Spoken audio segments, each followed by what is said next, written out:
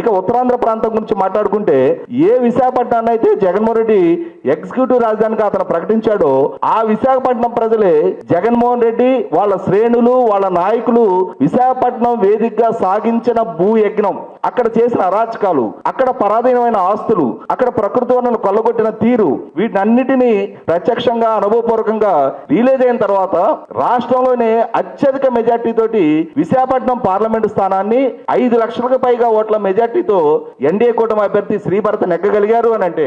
అదే సందర్భంలో భీమ్లీ, గాజువాక అసెంబ్లీ స్థానాలు ఆంధ్రప్రదేశ్ రాష్ట్రంలో మన జరిగిన సాధారణ ఎన్నికల్లోనే 90,000కు పైగా మెజార్టీతో 1 and 2 ప్లేస్ లో ఆ 2 నియోజకవర్గాలు నిలిచాయి అని అంటేనే ఉత్తరాంధ్ర ప్రజలు జగన్మోహన్ రెడ్డి పాలనా తీరు పట్ల ఎంత విసిగి వేశారు అనేది అర్థమవుతా ఉంది. కారణం ఏంటి అంటే చంద్రబాబు నాయుడు గారు 2014-19 మధ్య కాలంలో అరకు కాఫీని ప్రపంచవ్యాప్తంగా ఒక బ్రాండింగ్ తీసుకొచ్చి గిరిజన ఉత్పత్తులకి ప్రపంచ స్థాయి మార్కెట్ ఆయన హయాంలో క్రియేట్ చేస్తే, జగన్మోహన్ రెడ్డి పాలనా హయాంలో ఆ దేశంలో ఎక్కడ ఏ రాష్ట్రంలో గంజాయి పట్టుబడ్డా దాని మూలాలు విశాఖపట్నం ఏజెన్సీతో ముడిపడి ఉన్నాయనేది మనకందరికీ తెలిసిన వాస్తవం. ఇటువంటి పరిస్థితుల్లో జగన్మోహన్ రెడ్డి పాలనా హయాంలో గంజాయి రాజధానిగా విశాఖపట్నం పేరెనిక గంటాన్ని అక్కడ ప్రజలు జీర్ణించుకోలేకపోయారు. అక్కడ జగన్మోహన్ రెడ్డి ప్రభుత్వ పెద్దల అండదండలు లేదే విశాఖపట్నం ట్రైబల్ ఏరియాలో కొందరు గిరిజనులు గంజాయి సాగు చేస్తే చేయగలుగుతారేమో, కానీ దాన్ని ప్రాసెస్ చేసి దాన్ని ట్రాన్స్పోర్ట్ చేసి దాన్ని వ్యాపారం చేయగలిగే స్థాయి సామర్థ్యం ఆ కొండల్లో నివసించే గిరిజనులకు ఉండదు అనేది వాస్తవం. ఖచ్చితంగా అధికారంలో ఉన్న వాళ్ళు, అధికార యంత్రాంగం అండదండలతోటే ఈ విధమైన ఒక నెక్సస్ తోటి దేశవ్యాప్తంగా ఈ గంజాయి సాగు, ప్రాసెసింగ్, ట్రాన్స్పోర్ట్,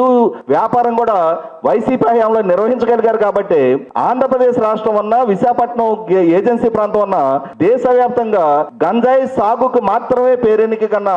జగన్మోహన్ రెడ్డి పాలనా హయాం నాటి ఆ పీడకల నుంచి విశాఖపట్నం ప్రజలు తమను తాము దూరంగా నిలుపుకోవాలనుకున్నారు. కాబట్టి మొన్నటి ఎన్నికల్లో జగన్మోహన్ రెడ్డికి అంతటి ఘోర ఓటమి దక్కించడం జరిగింది. వీటన్నిటికన్నా ముఖ్యంగా విశాఖపట్నం ఎంపీగా పనిచేసిన ఎంఈవి సత్యనారాయణ ఆయనే నేను ఇక విశాఖపట్నంలో కొనసాగలేను, ఆయన ఎంపీగా కొనసాగుతున్న సందర్భంలో జగన్మోహన్ రెడ్డి పాలనా హయాంలో తన కుటుంబం 48 గంటల పాటు అక్కడ రౌడీ షీటర్ల చేత కిడ్నాప్ కు గురైన సందర్భంలో ఆయనే మీడియా ముఖంగా విశాఖపట్నంలో ఇక నేను వ్యాపారాలు కొనసాగించలేను, విశాఖపట్నంలో నా జీవితానికి సెక్యూరిటీ ఉంది అని చెప్పి నేను భావించడం లేదు, నేను నా వ్యాపారాలని నా కుటుంబాన్ని హైదరాబాద్ కి షిఫ్ట్ చేయాలనుకుంటున్నాను అని చెప్పని ఒక సిట్టింగ్ ఎంపీ,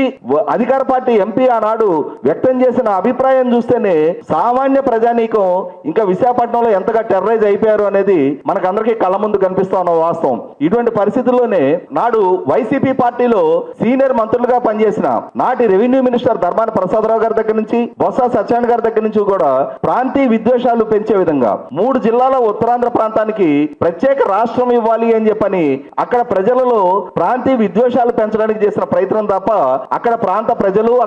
ప్రజల జీవన ప్రమాణాలు పెంచడానికి, అక్కడ ప్రాంత యువతకి వలసలేని ఉపాధి కల్పించడానికి వాళ్ళు కనీస మాత్రపు ప్రాధాన్యత ఇవ్వని నేపథ్యంలో రిలీజ్ అయిన ఉత్తరాంధ్ర ప్రజలు కూడా మొన్నటి ఎన్నికల్లో వైసీపీ పార్టీని తుడిచిపెట్టడం జరిగింది.